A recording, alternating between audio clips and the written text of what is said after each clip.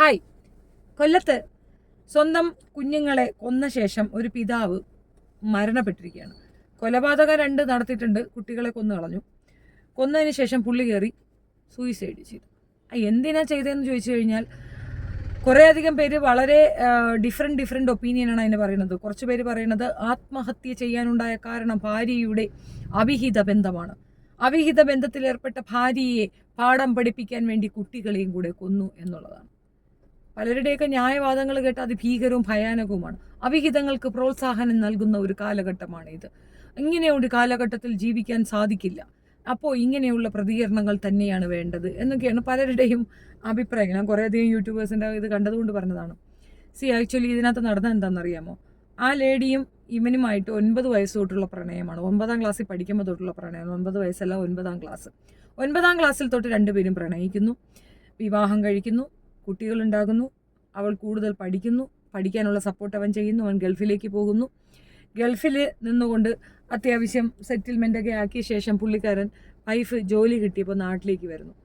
നാട്ടിൽ വന്ന പുള്ളിക്ക് പിന്നീട് ആദ്യമുണ്ടായിരുന്ന അതേ മൈൻഡ് സെറ്റ് അല്ല പിന്നീട് അയാൾ കാണിച്ചു കൊടുക്കുന്നത്. ഭാര്യ ഡോക്ടറാണ്, പുള്ളി വെറും 8ാം ക്ലാസ്സാണ്. ആ ടൈമിലുള്ള ഒരു പ്രശ്നം അവർക്കിടയിൽ ഉണ്ടായിരുന്നിരിക്കാം. അതിൻ്റെ കൂടെ തന്നെ മറ്റൊരു കാര്യമുണ്ട്. ഈ കുഞ്ഞുങ്ങളെ നോക്കാനെന്ന ഇതിലാണ് പുള്ളിക്കാരൻ നാട്ടിലേക്ക് വന്നതെന്ന് പറയുന്നു. അത് ഞാൻ ആദ്യമേ പറഞ്ഞല്ലോ, സ്ത്രീകളെ പോലെ പുരുഷന്മാർക്ക് അത് സഹിച്ചു കൊള്ളാനുള്ള കപ്പാസിറ്റി ഉണ്ടാവത്തില്ല. ഇതിൽ നിന്ന് ഒരു കാര്യം നമുക്ക് വ്യക്തമാക്കാം. നമ്മളുടെയൊക്കെ കുടുംബങ്ങളിൽ എത്ര പെൺകുട്ടികൾ എന്നേ ആത്മഹത്യ ചെയ്യണം, കുട്ടികളെയും കൊന്നിട്ട്. എന്നേ തീരേണ്ടതാണ്. ഇതുപോലുള്ള അവഗണനകളും ഇതുപോലുള്ള ചിന്താഗതികളും ഒക്കെ വരുമ്പോൾ, ഇപ്പോൾ ഭാര്യ ജോലിക്ക് പോയി, ആ ജോലിക്ക് പോകുന്നിടത്ത് ആരോ ആയിട്ട് പരിചയമായെന്നോ അല്ലെങ്കിൽ അയാളുമായിട്ട് അവിഹിതമുണ്ടെന്നോ ഒക്കെ തെറ്റിദ്ധാരണയിൽ മക്കളെയും കൊന്ന് ആത്മഹത്യ ചെയ്തു കളഞ്ഞ ഈ വ്യക്തിയെപ്പോലെ തന്നെ എത്ര പെൺകുട്ടികളുണ്ടാവും.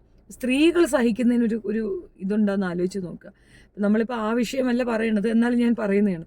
ഇങ്ങനെ ഒരു ഭാര്യ അവഗണിക്കുന്നു അല്ലെങ്കിൽ ഭാര്യ മൈൻഡ് ചെയ്യുന്നില്ല എന്നൊരൊറ്റ കാരണം കൊണ്ട് ആത്മഹത്യ ചെയ്യാനാണെങ്കിൽ ഈ നാട്ടിൽ ഒരുപാട് പെൺകുട്ടികൾ ഡെയിലി ചാകണം.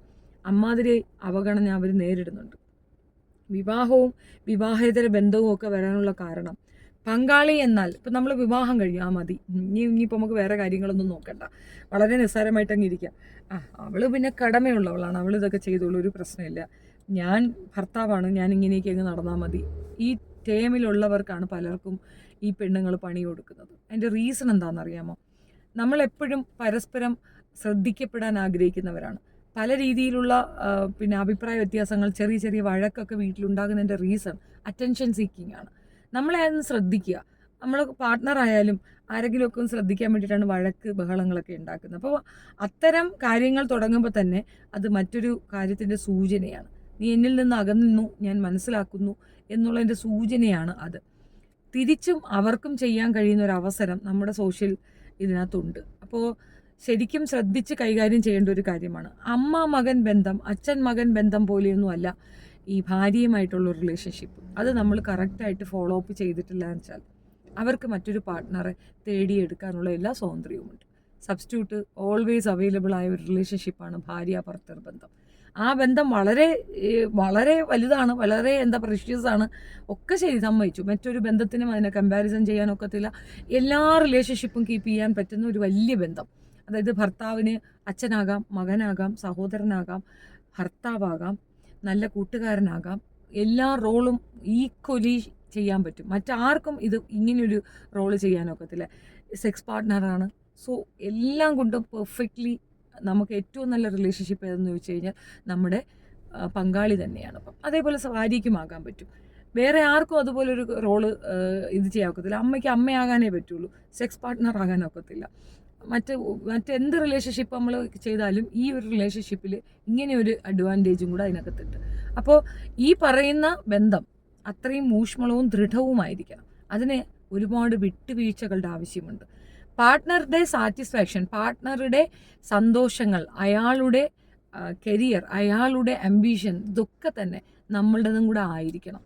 അല്ലാത്ത പക്ഷം അസൂയയും അനാവശ്യമായ ഈഗോയുമാണ് ഈ മനുഷ്യനെ കൊണ്ട് ഇത് ചെയ്യിച്ചിട്ടുള്ളത്.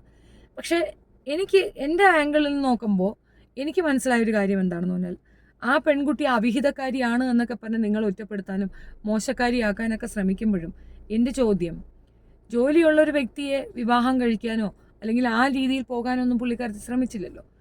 9ാം ക്ലാസ് തൊട്ട് തുടങ്ങിയ പ്രണയത്തിൽ നിന്ന് അവർ പിൻവാങ്ങിയതുമില്ലല്ലോ. വിവാഹശേഷം അവരൊന്നിച്ച് ജീവിക്കാൻ തുടങ്ങി. മദ്യാസക്തിയിൽ വന്ന് അനാവശ്യങ്ങൾ പറയുന്ന ഒരു വ്യക്തിക്കൊപ്പം എഡ്യൂക്കേറ്റഡ് ആയ ഒരു ഫെലോയ്ക്ക് എത്ര നാൾ തുടർന്നു പോകാൻ പറ്റും? അവർക്ക് പരിമിതികൾ ഉണ്ടാകത്തില്ലേ? ജോലിക്ക് പോകുന്ന അവർക്ക് അതിൻ്റേതായ പരിമിതികൾ ഉണ്ടായിരിക്കും. ഒരു ഡോക്ടർ തന്നെയല്ലേ.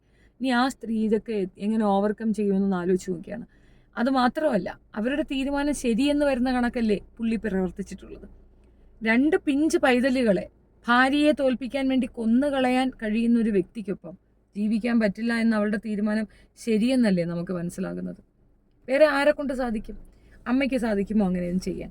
അമ്മ അങ്ങനെയൊന്നും ചെയ്യുന്നെങ്കിൽ പോലും നമുക്കൊരു ന്യായീകരണം പറയാൻ പറ്റും. കാരണം അമ്മയെപ്പോലെ വേറെ ആരും കുഞ്ഞുങ്ങളെ നോക്കത്തില്ല. അമ്മ ഇല്ലാതാകുന്ന ഒരു അവസരത്തിൽ ആ കുഞ്ഞുങ്ങൾ നേരിടുന്ന അവഗണന, അല്ലെങ്കിൽ കുഞ്ഞുങ്ങളെ മറ്റുള്ളവർ ഉപദ്രവിക്കുന്ന ടൈം, അതൊക്കെ നമുക്ക് ഓർത്തു കഴിഞ്ഞാൽ ഒരുപക്ഷെ അമ്മയ്ക്കത് ചെയ്യാനുള്ള പിന്നെയും ഒരിതുണ്ട്. അച്ഛൻ എന്തധികാരത്തിൽ അത് ചെയ്തു? അമ്മ ജീവിച്ചിരിക്കുകയല്ലേ. അമ്മ നോക്കില്ല എന്ന് അയാളങ്ങ് ഉറപ്പിച്ചത് എങ്ങനെയാണ്? ഇത്രയധികം മനുഷ്യർ ആ കുഞ്ഞുങ്ങൾക്ക് വേണ്ടി പൊട്ടിക്കരയുന്നു. ഞാൻ അതിൻ്റെയൊക്കെ വീഡിയോ വിഷ്വൽ കണ്ടപ്പോൾ ഭയങ്കരമായിട്ട് ഫീൽ ചെയ്തു, ഹേർട്ട് ചെയ്യുന്നു. പക്ഷെ എന്ത് ചെയ്യാൻ പറ്റും? കൊന്നത് അച്ഛനാണ്. ആ കുഞ്ഞുങ്ങളെ അതിദാരുണമായി അല്ലെങ്കിൽ ക്രൂരമായി കൊന്നു കളഞ്ഞു. അങ്ങനെ ഒരു ക്രിമിനൽ ആ മൈൻഡ് അയാളുടെ ഉള്ളിലുള്ളപ്പോൾ ആ ഒരൊറ്റ വിഷയം കൊണ്ടായിരിക്കത്തില്ല ആ പെൺകുട്ടിക്ക് മറ്റൊന്നും ചിന്തിക്കേണ്ടി വന്നിട്ടുണ്ടാവാം. സോ നമ്മളൊരു വിഷയം പറയുമ്പോൾ അതിൻ്റെ 2 വശവും ചിന്തിക്കണമെന്ന് മാത്രമുള്ളത് കൊണ്ട് ഈ 2 വശവും പറഞ്ഞു. പിന്നെ അവിഹിതം ആയി അവർ മറ്റൊരാൾക്കൊപ്പം ജീവിച്ചിരിക്കുന്നു എന്നുള്ളതിന് തെളിവൊന്നുമില്ല. ആരുമായിട്ട് സംഭാഷണത്തിൽ ഏർപ്പെടുന്നുണ്ട്. മാനസികമായി തമ്മിൽ പിരിഞ്ഞ 2 വ്യക്തികൾ മാറി താമസിക്കുന്നതിനാണ് ഏറ്റവും നല്ലത്. അതിൻ്റെ ഒപ്പം തന്നെ ജെനുവിനായി അതിൽ നിന്ന് ഒഴിഞ്ഞു മാറുക എന്നുള്ളതാണ്. പിന്നെ കുറേയധികം പേരുടെ കമൻസ് കണ്ടിരുന്നു, എന്തുകൊണ്ട് ഡിവോഴ്സ് നേടിയില്ല, എന്തുകൊണ്ട് അങ്ങനെ ചെയ്തില്ല എന്നൊക്കെ ചോദിക്കുന്നുണ്ട്. കുട്ടികളെ കൊടുക്കില്ല എന്നൊരു ദൃഢനിശ്ചയം പുള്ളി എടുത്തിട്ടുണ്ടാവും. കുഞ്ഞുങ്ങൾ അദ്ദേഹത്തിനൊപ്പം ഒരുപാട് അറ്റാച്ച്ഡുമായിരുന്നിരിക്കാം. കുട്ടികൾക്ക് വേണ്ടിയിട്ടുള്ള ഒരു ബഹളമുണ്ടല്ലോ. ഭാര്യയും ഭർത്താവും പിണങ്ങുന്ന സമയത്ത് അവർക്ക് ഏറ്റവും കൂടുതൽ മറ്റവരെ ടോർച്ചർ ചെയ്യാൻ കഴിയുന്ന കുഞ്ഞുങ്ങളെ വെച്ചിട്ടാണ്. കുട്ടികളെ കൊടുക്കില്ല എന്ന് പറഞ്ഞു കഴിഞ്ഞാൽ അമ്മയെ തോൽപ്പിക്കാൻ അതിൽ പരം വേറൊന്നും വേണ്ട. കുട്ടികളെ കൊടുക്കില്ല. അതേപോലെ അച്ഛനെ കാണിക്കില്ല എന്ന് അമ്മ നിഷ്ഠ പിടിച്ചാൽ അതും അങ്ങനെ തന്നെയാണ്. അപ്പോൾ ഈ 2 സൈഡിലും ഉള്ള പ്രശ്നം. പിന്നെ വിവാഹബന്ധം വേർപെടുത്തുക എന്ന് പറഞ്ഞപ്പോൾ ഓടിച്ചെന്ന ഉടനെ നമുക്കൊരു പേപ്പർ എടുത്ത് തരില്ല. കൗൺസിലിംഗ് ഉണ്ടാവും. അതിനോടനുബന്ധിച്ചിട്ട് ഒരുപാട് കാര്യങ്ങൾ നമ്മൾക്ക് ഫേസ് ചെയ്യേണ്ടി വരും. ഇരുത്തി സംസാരിപ്പിക്കും. വീണ്ടും ഈ ബന്ധം മുന്നോട്ട് കൊണ്ടുപോകാൻ എന്തെങ്കിലും ചാൻസ് ഉണ്ടോ എന്ന് എല്ലാവരും ശ്രമിക്കും. ഒരുപാട് ഇടപെടലുകൾ ഉണ്ടാകും. അതിനൊക്കെ അപ്പുറം മാത്രമായിരിക്കും നമുക്കൊരു ഡിവോഴ്സ് കിട്ടുക. മനസ്സുകൊണ്ട് നമ്മളൊരു ബന്ധത്തിന് വേണ്ട എന്ന് വെച്ച് കഴിഞ്ഞാൽ അതിനെ നമുക്ക് കുറ്റപ്പെടുത്താനാവുമോ? വേണ്ട എന്ന് പറഞ്ഞാൽ വേണ്ട എന്ന് തന്നെയാണ് അർത്ഥം. അതിനകത്ത് ഇനി 2 കുട്ടികളുണ്ട് എന്ന് കഴിഞ്ഞാൽ അവർക്ക് ജീവിക്കണ്ടേ? അവരുടെ സ്വസ്ഥത അത് നമ്മൾ നോക്കണ്ടായോ? കള്ളും കുടിച്ച് വന്ന് ബഹളം വയ്ക്കുന്ന ഭർത്താവിൻ്റെ ഒപ്പം ജീവിക്കാൻ നിങ്ങൾ നിർബന്ധിക്കുമെങ്കിൽ ഞാൻ എന്തായാലും അത്തരത്തിൽ ഒരു തേത്രായുഗത്തിലെ സീതയൊന്നും ഞാൻ എക്സ്പെക്റ്റ് ചെയ്യുന്നില്ല. സോ ആ പെൺകുട്ടിയുടെ ഭാഗത്ത് ന്യായമുണ്ടെന്നാണ് എനിക്ക് തോന്നിയിട്ടുള്ളത്. ഈ കുട്ടികളെ കൊന്ന് ഇത്രയും സമൂഹത്തിൻ്റെ മുമ്പിൽ അവളെ വഷളാക്കിക്കൊണ്ട് ഈ ഒരു ചെയ്ത അയാൾ ഏത് രീതിയിലാണ് മാപ്പർഹിക്കുന്നത്? ക്രിമിനലായ ഒരു മനുഷ്യനിൽ നിന്ന് ആ സ്ത്രീക്ക് മോചനം കിട്ടിയെന്ന് മാത്രമേ ഉള്ളൂ. നിരാശ ആ കുഞ്ഞുങ്ങളുടെ മരണം മാത്രം. ആ കുട്ടികൾ നഷ്ടപ്പെട്ടതിൽ അവർക്ക് വിഷമിക്കാം. ബാക്കി വളരെ നോൺസെൻസ് ആയ ഒരു വിഷയത്തിനാണ് പൊതുസമൂഹം അവരെ ആക്രമിക്കുന്നത്. അവരുടെ ഫോട്ടോയും മറ്റുമൊക്കെ എടുത്തിട്ടിട്ട് ശരിക്കും അവരെ പറ്റി വളരെ മോശമായിട്ട് തന്നെ സോഷ്യൽ മീഡിയയിൽ കൂടെ പറയുന്നുണ്ട്. പക്ഷേ ഇവിടെ ശ്രദ്ധിക്കേണ്ട ഒരു കാര്യം, ഒരാളുടെ പേരെഴുതി വെച്ചുകൊണ്ട് അല്ലെങ്കിൽ ഒരാൾ ഉപദ്രവിച്ചത് കൊണ്ടോ സൂയിസൈഡ് ചെയ്തു എന്ന് പറഞ്ഞുകൊണ്ട് ഈ സൂയിസൈഡിന് ചെയ്തതിന് അയാളെ പിടിച്ചകത്തിട്ട് അയാളെപ്പോൾ തൂക്കിക്കൊല്ലും, അങ്ങനെ ഒരു വഴിയില്ല. അയാൾ കാരണകാര്യമായിരുന്നിരിക്കാം. അങ്ങനെ ഒരു പേരെഴുത്തിൽ കാരണകാര്യം അയാളാണ് എന്ന് മാത്രമേ വരുള്ളൂ. അല്ലാതെ നീ ചത്തുപോ എന്ന രീതിയിൽ നമ്മൾ പ്രൊവോക്ക് ചെയ്യുകയും നീ ചത്തേ മതിയാവൂ എന്നുള്ള രീതിയിൽ ബ്ലാക്ക് മെയിൽ ചെയ്യുകയൊക്കെ ചെയ്താൽ മാത്രമേ അതിനൊരു എന്തെങ്കിലും ഒരു രീതിയിലുള്ള ഒരു പണിഷ്മെൻ്റ് എന്ന രീതിയിൽ കിട്ടുകയുള്ളൂ. അതും വലിയ പണിഷ്മെൻ്റൊന്നും ഇതിനകത്ത് കിട്ടത്തില്ല. ഈ ആത്മഹത്യ ചെയ്യാനിരിക്കുന്ന ഭീരുക്കളോട് എനിക്കൊന്നേ പറയാനുള്ളൂ, ആത്മഹത്യ ചെയ്യുമ്പോൾ നിങ്ങൾ വിചാരിക്കണ വലിയ എന്തോ കാര്യം സംഭവിച്ചു, മറ്റുള്ളവർക്കൊക്കെ ഒരു പാഠം പഠിപ്പിച്ചു എന്നൊക്കെയാണ്. ഒന്നുമല്ല, പഠിച്ചത് നിങ്ങൾ തന്നെയാണ്. ആ വലിയ പാഠം പഠിച്ചത് മരണശേഷം മാത്രമാണെന്നേ ഉള്ളൂ. ഒരു കാരണവശാലും സ്വന്തം ജീവിതം നശിപ്പിക്കാൻ ആർക്കും അനുവാദമില്ല. അങ്ങനെ ചെയ്യുന്നവർ വിഡ്ഢികളാണെന്നേ പറയാനുള്ളൂ. നിങ്ങൾ മരിച്ചാൽ അത് നിങ്ങൾക്ക് മാത്രം, നിങ്ങളെ സ്നേഹിക്കുന്ന കുറച്ച് മനുഷ്യർക്ക് മാത്രം. നിങ്ങളെ വേണ്ട എന്ന് വെക്കുന്ന മനുഷ്യർ നിങ്ങൾ മരിക്കണം എന്ന് തന്നെയാണ് ആഗ്രഹിക്കുക. അങ്ങനെ നിങ്ങൾ മരിക്കുകയാണെങ്കിൽ അവർ ജയിച്ചു എന്നും അവർക്ക് സമാധാനം കിട്ടിയെന്നാണ് അർത്ഥം. അങ്ങനെ സമാധാനം നിങ്ങൾക്ക് അവർക്ക് കൊടുക്കാൻ ആഗ്രഹിക്കുന്നുണ്ടെങ്കിൽ അത് ചെയ്യുന്നത് നല്ലതാണ്. അതേസമയം നിങ്ങൾ അവർക്ക് പാഠം പഠിപ്പിച്ചു കൊടുക്കുക അവരെ ദ്രോഹിക്കാനാണ് ഉദ്ദേശിക്കുന്നതെങ്കിൽ തീർച്ചയായിട്ടും മരണമല്ല, ജീവിച്ച് കാണിച്ചു കൊടുക്കുക. അവരെക്കാൾ പെർഫെക്റ്റായ ഒരു പേരിനെ കണ്ടെത്തി അവരുടെ മുന്നിൽ ജീവിച്ച് കാണിച്ചു കൊടുക്കുകയാണ് വേണ്ടത്. ഓരോ ആത്മഹത്യ കാണുമ്പോഴും സത്യം പറഞ്ഞാൽ എനിക്ക് സഹതാപം മാത്രമേ ഉള്ളൂ. ഇന്നത്തെ കാലഘട്ടത്തിലുള്ള ആളുകൾക്ക് ഈ വഞ്ചന അല്ലെങ്കിൽ കുറച്ചധികം ഒരാളുടെ നെഗ്ലക്ഷൻ ഇതൊന്നും താങ്ങാനുള്ള മാനസികാവസ്ഥയിൽ അതെന്താണെന്നറിയാം, നമ്മൾ പാമ്പേർഡ് ആയിക്കൊണ്ടിരിക്കുകയാണ്. ഓരോ കുഞ്ഞുങ്ങളും പാമ്പേർഡ് കിഡ്സാണ്. വളരെയധികം കൈത്താങ്ങി ഉള്ളം കൈയിൽ വെച്ച് വളർത്തിയ മക്കൾക്ക് ഇതുപോലുള്ള ചില ചതിവുകളൊന്നും സഹിക്കാൻ പറ്റാത്തൊരു മാനസിക ഘടനയുണ്ട്. അത് മാറ്റിയെടുക്കണം. ചില രീതിയിലുള്ള തിരിച്ചറിവുകൾ വളരെ അനിവാര്യമായ ഒരു സൊസൈറ്റിയാണ് ഇപ്പോഴുള്ളത്. നമ്മൾ തീർച്ചയായിട്ടും അത് മനസ്സിലാക്കുകയും കുട്ടികൾക്ക് അത് പറഞ്ഞു കൊടുക്കുകയും വേണം. ഇത്തരം പ്രശ്നങ്ങൾ ഓവർകം ചെയ്യാൻ ഇവിടെ ഒരുപാട് കൗൺസിലിങ്ങും കാര്യങ്ങളും ഒക്കെ ഉണ്ട്. ചെറിയ രീതിയിൽ പ്രോബ്ലംസ് ഒക്കെ ഉണ്ടാകുമ്പോൾ ബന്ധുക്കൾ കൂടുതൽ ഇടപെട്ട് അതിന് എന്തെങ്കിലും സൊല്യൂഷൻ കണ്ടെത്തേണ്ടിയിരുന്നു. ഇതിപ്പം ആർക്കും ഒന്നും ചെയ്യാൻ പറ്റാത്തൊരവസ്ഥയിൽ ന്യൂക്ലിയർ ഫാമിലികൾ ഒരുപാട് കൂടിക്കൊണ്ടുവരുന്ന ഒരു സാഹചര്യത്തിൽ അതങ്ങനെ വന്നുപോയി എന്നാണ് മനസ്സിലാകുന്നത്. കഷ്ടമെന്നല്ലാതെ ഒന്നും പറയാനില്ല. വളരെ സഹതാപം തോന്നുന്നുണ്ട്. പക്ഷെ വേറെ നിവൃത്തിയില്ലല്ലോ. ആ കുഞ്ഞുങ്ങൾ റോങ് കൈകളിലായിരുന്നു. ഇത്തരം ആത്മഹത്യ പ്രവണത കാണിക്കുന്നവരുടെ കയ്യിൽ കുഞ്ഞുങ്ങളെ കൊടുക്കാതിരിക്കാൻ ഗവൺമെൻറ് തലങ്ങളിൽ നിന്ന് ഇടപെടലുകൾ ഉണ്ടാകണം. ആത്മഹത്യ ചെയ്യുമെന്ന് വീരവാദം മുഴക്കുന്നവരെ പിടിച്ചു കൊണ്ടുപോയി 3 മാസം ജയിലിലിടാനുള്ള ഒരു നിയമം ഇവിടെ നിലനിൽപ്പുണ്ട്. ആ നിയമത്തിൽ ഒരാളെയെങ്കിലും പണിഷ് ചെയ്താൽ മേൽക്കൊണ്ടാരും ഇതുപോലെ തോന്നിവാസങ്ങൾക്ക് മുതിരുക പോലുമില്ല. ആത്മഹത്യ ശ്രമം നടത്തിയവർക്ക് 3 മാസം ജയിൽ കൊടുക്കുക.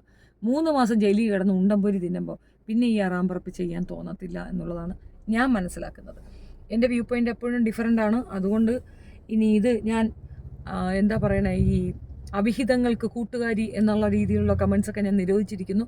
അങ്ങനെ പറഞ്ഞാലും തെറ്റൊന്നുമില്ല. ചില അവിഹിതങ്ങൾ നല്ലതാണ്.